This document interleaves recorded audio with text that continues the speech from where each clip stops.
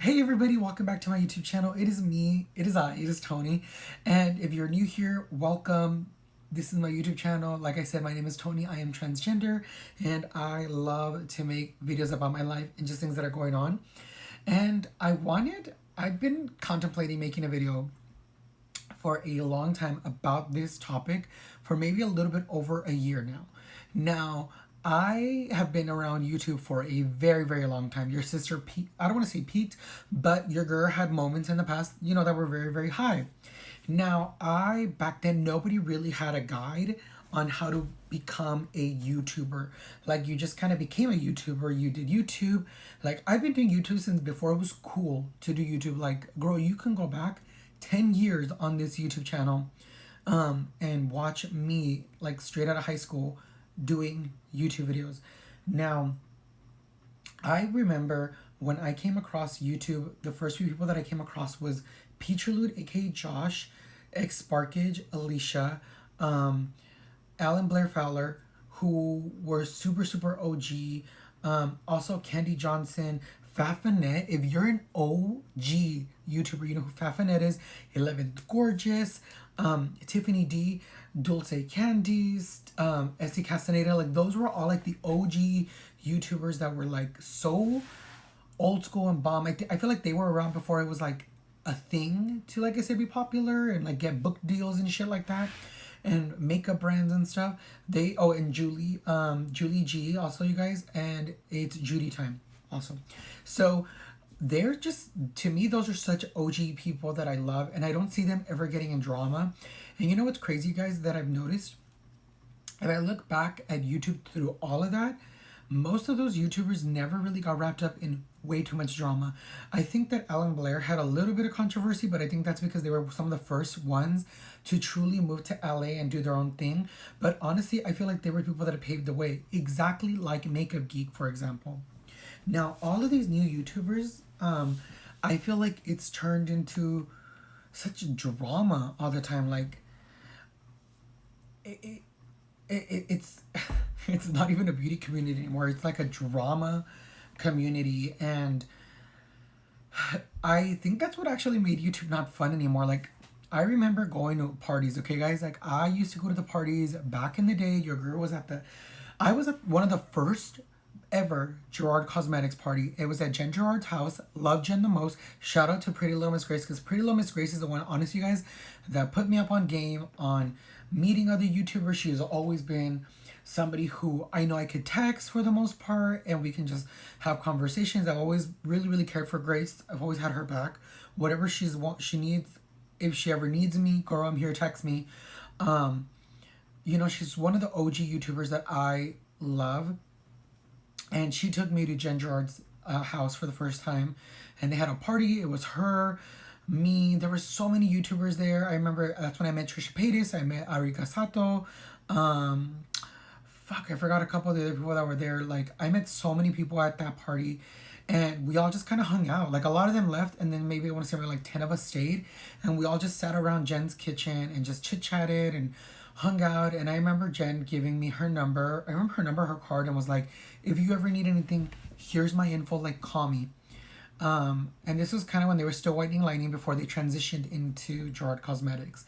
And I just remember all of those events and stuff like that. Like, those were such fun, cool events. They were so private and fun. And then I remember when it started to change. It was, I want to say, BeautyCon circa 2000, or Generation Beauty circa 2013-14. It started to become a different type of thing. And that's when, like, all these other new YouTubers came along, and not that they did anything wrong, they're just living their lives, but it was still cool until it turned into just the drama and the negativity and the exposing people of this and that. And you guys have had experiences with many YouTubers, okay? I'm not here to bash anybody, or I don't want to try to bash anybody. I'm going to tell you my experiences. For example, I've met Manny MUA many years ago before he was huge. He wasn't, I don't want to say he was rude, but he just really wasn't pleasant when I met him. I've never met him after that. Never ran into him at another event after that. Not pleasant at all. Patrick Starr. I doubt Patrick will remember this, but Patrick and I met at Jen Gerard's party. I had seen Patrick Starr in That Is Rad's vlog of IMATS. This is when IMATS was still like, you would go to IMATS before like BeautyCon. Like IMATS was like the thing. Like that's where you would go to meet all the YouTubers, which is pretty cool. Like I remember you would wait all year round to go to IMATS and you'd put on your best outfit and like everybody would buy makeup and it was just like such a fun experience. And I don't think IMAT is that anymore, and I don't think BeautyCon or Generation Beauty is that. I don't think that's what it is. I remember like you would go to like little events. I remember meeting up with like my first YouTuber friend, which was Yvette. She was here on YouTube, and like we met up and we went to IMATs together, and I think that's when I met Pretty Little Miss Grace. And we ended up becoming friends, and like that's the YouTube that was kind of cool, you know, like it was chill, it was kind of pretty much drama free for the most part. But I remember when it started to change. Oh, I'm sorry. Anyways, I got lost. So the first time that I ever met Patrick Starr, we were at Jen Gerard's party. For whitening lining. I think they had just changed to Gerard Cosmetics, and I was there waiting for Grace. I was there by myself, and I was at the bar, and I think I was getting an adios at the time or a drink or something. And Patrick Starr walks up to the bar, and he's like, I remember him saying something like, "Hey, girl," and I was like, "Hey," and we ended up talking for a couple of minutes. And I asked him like, "So what do you want to do?" And he asked me what I wanted to do, and I asked him what he wanted to do. And Patrick tells me, "I wanna, be a man in makeup." And everything that he says to this day, you guys, that whole man in makeup thing is what he told me back then at the W where we were both grabbing our drinks. We talked for a couple minutes and he went his way, I went my way. And a lot of other like little influencers were there. At the time, you guys, I was never somebody that was like, I need to take a picture with everybody. That's never been me. And unfortunately, that's I think where my downfall came, that I wasn't somebody that wanted to collab with people or be fake about situations when I genuinely didn't know who you were or I didn't know anything about you. I didn't want to just take photos with you just because. Like I have to know you. And that was probably my downfall because I was at these opportunities, but I wasn't taking advantage of them. So that was totally my fault. Patrick Starr, the next day, I ran into him at, I want to say it was BeautyCon. He was teaching a class. And he saw me because I had the little VIP ticket. At the time, I was signed to Style Hall. And Style Hall had sent me, and I saw him, and he was like, "Hey, girl, what's up?" And we just like smiled at each other and said hi to each other. And that's when I realized how genuine Patrick was, because he remembered me. And a lot of beauty influencers don't remember you. They're shady the house. I remember that happening. Also, at the time, I was signed to Style Hall. Style Hall was a very interesting thing back then, because Style Hall would sign a bunch of little influencers. This was before we could even like contact YouTube and stuff. And I truly feel like they stuck to one specific person. They would sign everybody because they wanted to be in control, but they only focused on a small handful of people. If you were a YouTube beauty guru in that time or somebody that was in or signed to them, you know exactly what I'm talking about, what kind of girls they chose. I'm not going to say that because I don't want to like, y'all just know, look up Style Mo, I think it's what it was called, the video. But I will say that they did send me to a lot of events. That's also where I met, like I had met Mama Mia Makeup, aka Mia, years ago. Like we met at Fashion Island, I want to say, and her and I had kind of like DM'd and talked through like Instagram, I think, or YouTube. We ended up meeting at Fashion Island for like a meetup. Like I think it was Megan Rosette or something, and she was there. I got there late. Of course, I didn't get to meet Megan, but I met Mia. And then I was at Generation Beauty, I think like a year or two later. I think Mia was growing a lot at the time in her YouTube channel. And I saw this like tealish purple, not tealish purple, it was teal hair. And I walked up to her and like we just clicked. Like it was so crazy. I remember us hanging out, and I remember like we hung out that whole weekend, and I remember telling her like, I just feel like I've known you forever. Like I remember feeling that way, that I just felt like her and I were such kindred like souls, like we just were meant to be friends. And I've always loved Mia. Mia's always been someone who I truly care about in the YouTube community. Mia also brought me around a different crowd. Mia brought me around Alicia, which Alicia was such a sweetheart. To this day, like I'll text Alicia and ask her questions about either YouTube or little things like that. Always responds, which I truly appreciate in somebody. That's when I met My Life as Ava. I met Sierra. I remember Sierra and I hanging out at the platform party. I remember when the platform was a thing. And it was crazy to look at that and how the YouTube world's just changed. I do think that at that time when I was friends with them, the YouTube community was not ready for what the gays and the LGBTQ community was about to bring to the YouTube world. Moving on from there, I still went to all the events. I was with Starr for a long, long time. Grew to make many, many friends. That's also the following year after this, I think, when I met Patrick, for example, you guys, I ended up meeting Nikita Dragon. Now, I met Nikita when she was still Nick Dragon. I'll post her pictures of us here. I remember us just meeting casually, like, at the Gerard party. I don't even know what the hell happened. We just drank a little, and I remember running into each other. And we took photos together. Also saw Patrick, and we talked for a little bit. I think this was the year that Manny had launched his... Ooh, you guys, I'm hot. Look at that. I think this was the year that Manny had launched Serenity. I remember because they gave it to us, and they told us not to say anything because Manny was going to make a post about it. Also, I think Manny had an anxiety attack, so he didn't come to the launch party. After that, Patrick started to really blow up. Didn't really get to see him much after that. I think that a little bit after that, all the scandal happened with Gerard. Also, I started running into Nikita Dragon a lot. This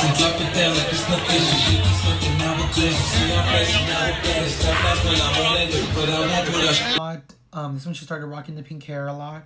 We'd run into each other a lot in Hollywood. I feel like a lot more so at like little events a couple of times, and then at the Roosevelt. It was, I don't know, guys, like YouTube is such a different thing now, and maybe it's because I'm not as involved with YouTube like as I used to, but I remember how fun I used to have, and I don't want to live in the past because I want to join a lot of you guys now and like really create a new community for myself and share my experiences with all of you.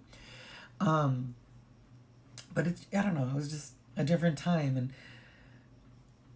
And the other day I started watching, God, who was it?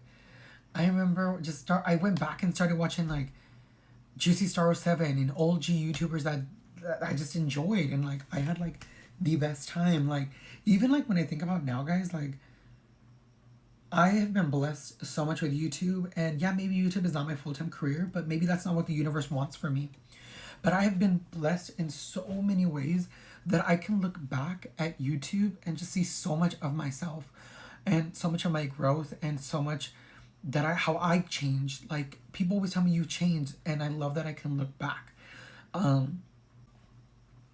Honestly, you guys, like I think back to myself, all the opportunities that I've been given to meet so many of you, that I get so many DMs from you guys. I don't want to be like the most, but I get DMs from you guys, and I try to interact with you guys and give you the best advice that I can.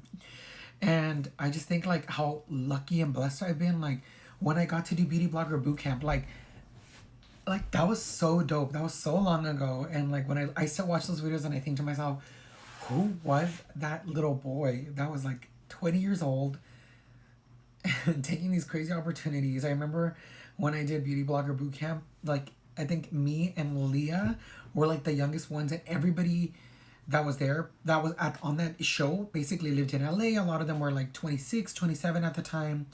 And they were just like, their life was settled in LA, and it was so fun and exciting. And I just getting to meet them and learn from them, especially the ones that I kept in contact with. Like I still talk to, like me and Leah still follow each other. Me and Shanice still follow each other. Rachel used to follow me for a long time. I think she did blow up, so I don't blame her for whatever she's doing. Like, that's just life.